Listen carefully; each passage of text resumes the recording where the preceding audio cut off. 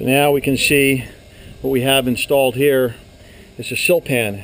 This is a door pan, excuse me, that's been put in. You can see that the Duradek membrane has come from the deck up over the threshold here, and now this door pan gets seated, and now the door gets seated on top of it. And the idea is that if any water were to leak through the door frame itself, it'll hit the door pan and roll out onto the membrane. So you can see that this is really important detailing for proper waterproofing of the deck.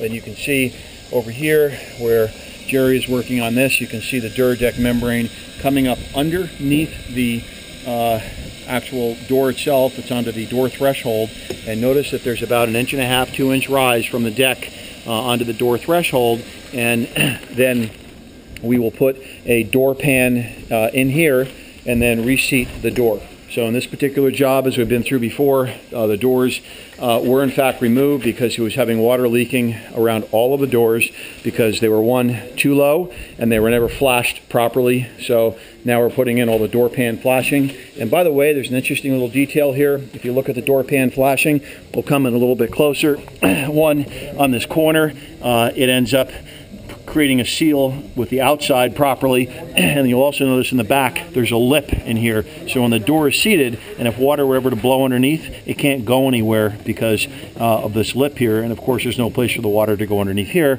because the Duradek completely seals it.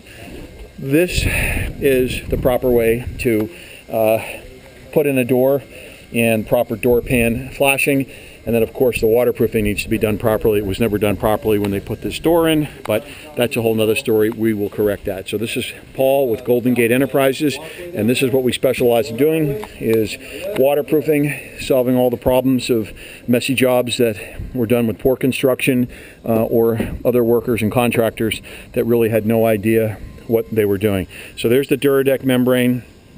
Almost installed.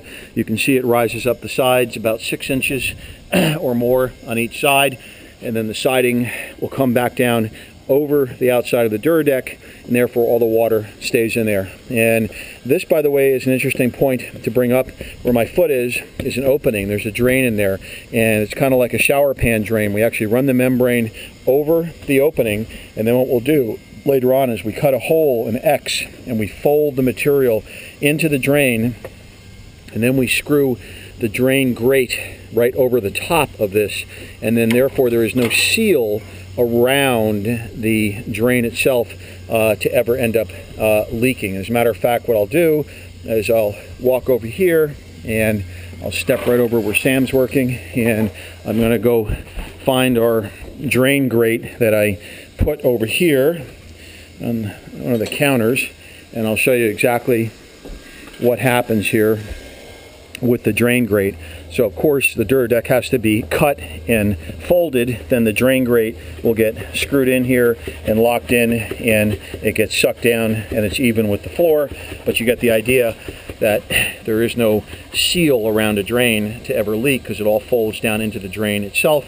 This is the proper way to do a drain. By the way, couple of drains that were on this deck. A couple of drains that were on this deck here were not done properly, and they were just sealed around the perimeter of the drain, and they were leaking. So this is the proper way to do a drain.